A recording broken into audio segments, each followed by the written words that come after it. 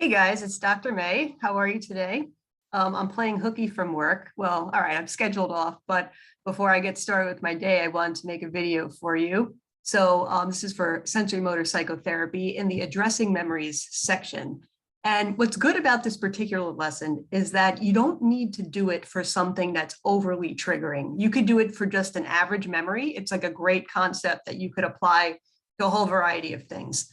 So I'm going to just teach you about this today, and I'll share an example so you can kind of better understand how it works. All right, here we go. All right, so reconstructing memory. Now, don't get too thrown by the title here, because we're not inventing things. We're not telling ourselves lies or anything. We're just looking for things that maybe we missed the first time around, okay?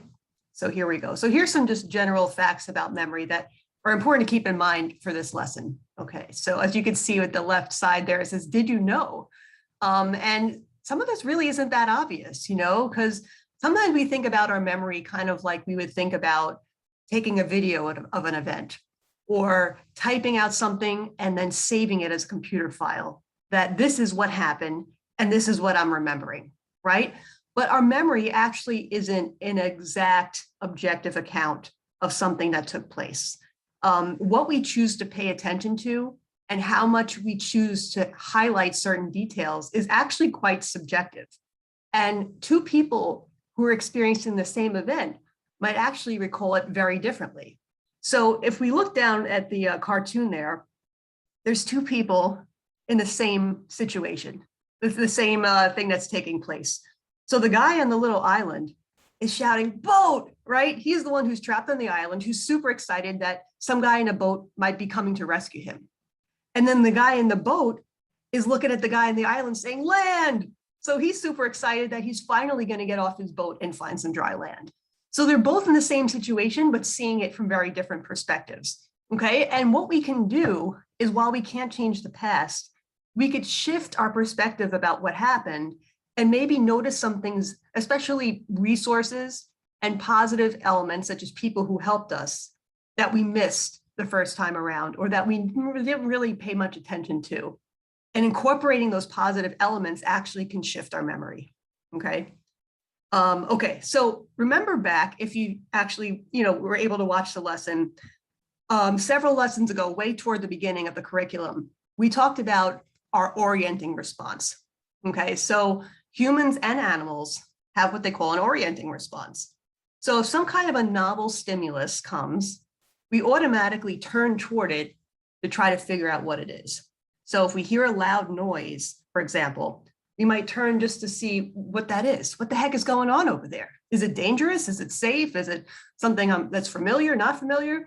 And we automatically orient toward that thing, and then we try to figure out what to do with it, okay? Also, when we're walking through our life, we have patterns of orienting to certain types of things. So you might be very oriented toward people, for example, who seem to be threatening. Or you might be very oriented toward people who seem to be potential partners or who seem to be friendly. We kind of automatically have certain things that we're drawn to. And because of that, that also influences our memory. Because during the event, we were naturally drawn towards certain things. And because we were drawn toward those things, those are the things that we later remember the most, okay? So we tend to orient toward things that have a particular emotional significance. So if you think back on some of your memories, the things you remember the most are the things that are most upsetting or the most disturbing, or perhaps the most exciting or the most amazing. So the most emotionally significant things tend to be the things that we oriented to in the first place and that we later remembered, and sometimes to the exclusion of other details. And as we remember those significant things and we tell the memory over and over again, those things get even more magnified and other details get a little bit smaller. So we kind of reshape the memory as we tell it, focusing mostly on those things that drew our attention in the beginning, okay? But that all can be shifted a little bit as we reconstruct our memory. Okay. So they talk about our subjective memory. As you can tell, the way we encode situations and the way we remember them are quite subjective. So how do we actually define subjective? So subjective means, I looked this up, by the way, based on or influenced by personal feelings, tastes, or opinions. So our personal feelings, tastes, and opinions have an influence on what we paid attention to and what we later remembered. Okay, so just another way to kind of describe this phenomenon here. All right, yeah, I guess I kind of said most of this already. Sorry, I'm just talking out loud and not necessarily reading along. Okay, so just wanted to get the subjective piece in there. Okay, so then there's another thing, some more vocabulary words here. Explicit memory retrieval. So in past videos, I explained what explicit memory is. So just as a review, so explicit memory is the memory that we're able to recall on purpose, consciously, and in words. So if I could tell you the story about something, that's an explicit memory, okay? So the way I describe the memories I remember consciously tend to be changed over time, okay? So for example, if I had a birthday party when I was 5, the way I tell the story a week later is a certain way. And the way I tell the story of that birthday party when I'm 10 years old is also a little bit different because it's through the filter of my current experience. And the way I recall it maybe at 20 years old is also different because I'm older and I'm reflecting back and I'm seeing it differently. So current elements of my life and my knowledge and my perspective on life gets now incorporated into that memory and affects the way I talk about it. So memory isn't a static thing like a computer file or a video. It gets elaborated and changed every time I recall it. So every time I dip in and pull in that memory, I'm shifting it a little bit anyway. Okay, so we're not doing something brand new today. We're just kind of consciously doing it a little bit differently. All right, so one of the concepts here today is that I can dip into that old memory and pull it out. And then think about what were some positive things that happened before, during, or after that event?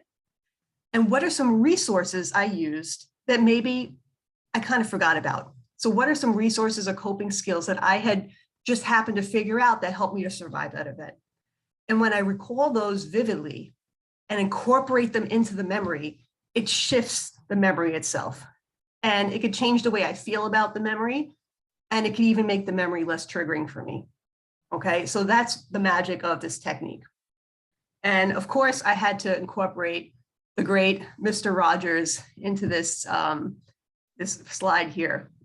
So I might be dating myself. I know some of the younger folks may not have seen Mr. Rogers, but definitely look him up. He's a truly kind and mindful person, very loving, very accepting. And he has a great quote. And I first heard this quote around 9/11. So his quote is, "When I was a boy and I would see scary things in the news, my mother would say to me, 'Look for the helpers. You will always find people who are helping.'" Okay, and when I first heard this quote around 9/11, it really struck a chord because they kept showing over and over again on the TV the planes crashing into the towers. You know, it was such a horrific, horrible thing. And we were all a little traumatized by it, especially those of us in New York, you know, because we were really close to it. We could see the smoke, the highways were closed. We knew people who died, but there also was a lot of amazing people that volunteered their time to help in a variety of ways. And remembering that shifts the feeling that we have about 9/11. Okay, and that's just a big example of something that's affected a lot of people. But you could also do that in your personal life experience. Okay, there are definitely things that you could pull out that'll shift your feeling of the memory. Okay, so isn't this picture adorable? I thought that was so cute. So just to highlight some of the benefits of using this reconstructing memory techniques to kind of motivate you to give it a try. Okay, so remembering external resources, okay, and personal strengths surrounding a painful memory can help us to change the way our memories are stored, right? So every time we pull it out and pair the bad stuff with the good stuff, we're shifting it a little bit. We're changing the way our building blocks are responding to that memory and hopefully making it less triggering. So we'll have less pain and stress associated with it, and maybe even a few positive things that we could feel good about, okay? It could actually even help us experience feelings of competence, confidence, capability, mastery, and pride in our resourcefulness. We might have gotten through it and found unique ways to get through and to survive that we weren't even giving ourselves credit for, right? Or maybe there are certain people that helped us in ways that we weren't even recognizing. And all of that can make us feel better about what happened, okay?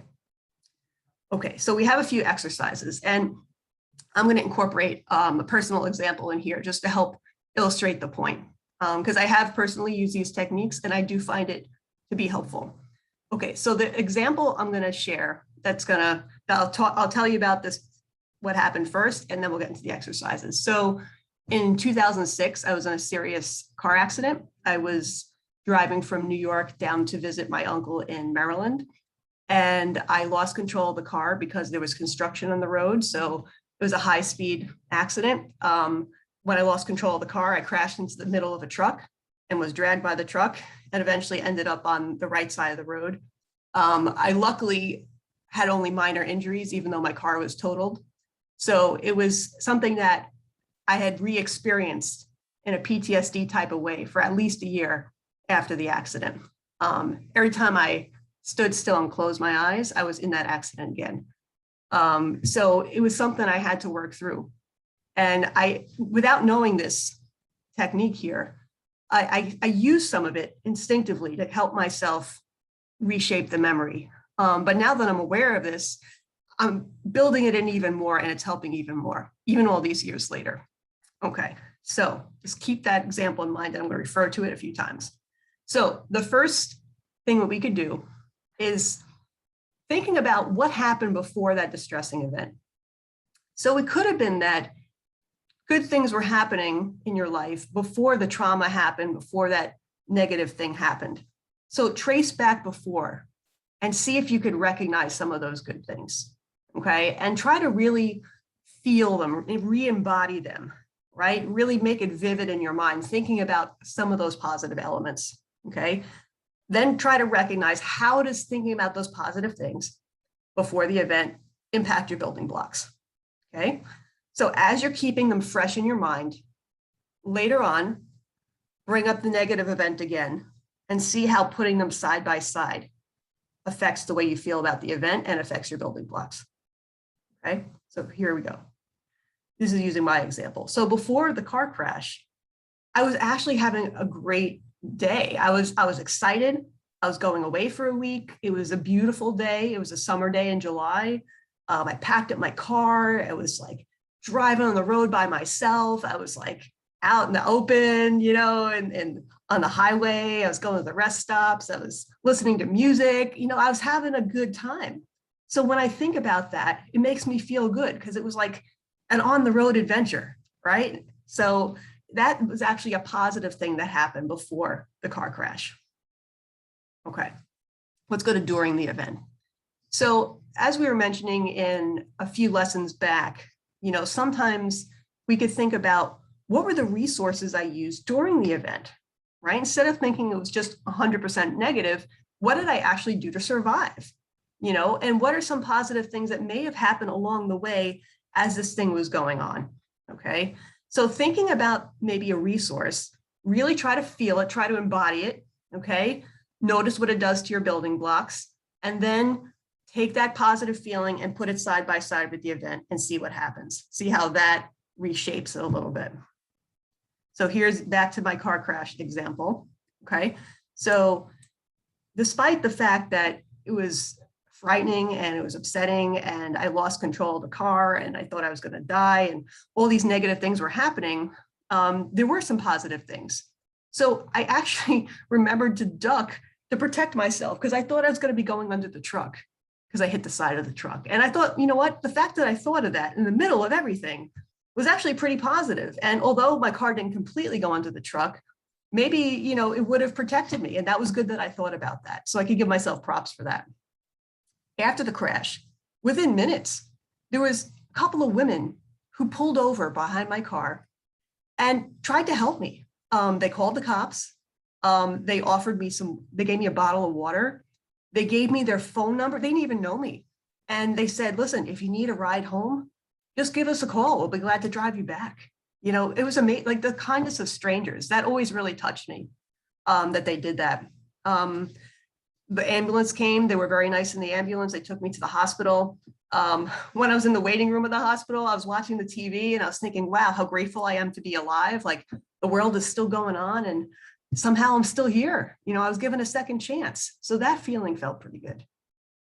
When I was finished at the hospital and they were finished examining me several hours later, I had actually a fun chat with a couple of veterans that were sitting in the hospital who were serving in Afghanistan. And they were telling me about it. And they were these young guys and they had a sense of humor. And it kind of cheered me up talking about that. Being back in my street clothes, waiting to go home and talking with these guys was actually a very positive part of the memory. And then the fact that my uncle, who I was about to be visiting, who was 75 miles away, you know, drove all the way up to pick me up, you know, and let me stay at his house and all that stuff. Like that was always very nice, you know. So all those things, when I highlight those, it shifts the impact of the negative part of the car crash. Okay, so now we're going to move to after the event. So thinking about, you know, after the event happened, you know, what felt positive afterwards, you know, or what resources were you able to use to cope with the stress of what happened, you know, and if you figured some things out and you use these survival resources or adaptive resources, whatever, creative resources, what were they, you know, or what was some positive thing that happened afterwards? Maybe people were kind to you, for example. So try to think of those things, really feel them, embody them, okay? And then later, try to put all the positive things you thought about side by side with the negative and see how it reshapes the memory. Okay, so we got the before, during, and after. Okay, so here's my after. So shortly after the car event, I stayed with my uncle and his wife for a week, and they were very nice to me. They helped me. They had me sleeping on a blow-up mattress on the floor because it was hard for me to move around. I was in a lot of pain. They helped me, you know, get around. They let me take naps if I needed to. I visited my cousin and her little girl, and the little girl was brushing my hair and put my hair in a scrunchie, which I couldn't do because I hurt my elbow and I couldn't bend it. So that was really kind. It was like a little girl helping me out, you know. When I came back home, my father let me borrow his car for a month until I was able to get a new one. So that was very nice. And my friends and family were also very kind and supportive to me after the accident. And even the insurance agent I spoke to on the phone was very nice, you know, and she was very sympathetic. And that still stands out in my mind, you know, a perfect stranger. So there are things, see, before, during, and after that kind of stand out to me when I really think about it. Okay, look familiar? It should. Here's the resources again. Okay, guys, remember I was talking about how the building resources section is really important and it could help us as we work with our memories. So here are the resources we had talked about, okay? And so now that you identified resources before, during, and after the traumatic event or the painful memory, think about what categories they fall into. So we'll just, you know, kind of make it a little more specific. And then think about, are those still resources I can use today? If they help me during that painful event, maybe I can make sure that I'm still using them, or I kind of bring them back out and put them into action again, because obviously they might have been kind of successful. All right, so it's an opportunity to, like, you know, remind ourselves that we have these things within us that could help us cope. So we can think about internal resources, external resources, and think about the different categories to help us make it clear in our mind, okay? And when you think about the resources, think of how it's going to affect your body. How's it going to feel physically to cope in those ways? I think that's it. Yep. Okay, guys. So I hope this made sense to you. Give it a try. And again, you could use it for something not too painful, just to try the technique out. And when you're ready, if you're ready, you could use it for a more difficult, painful, or traumatic memory. Okay, the technique applies regardless of the severity. All right, so thank you for listening, and I'll see you again soon. All right, take care, guys.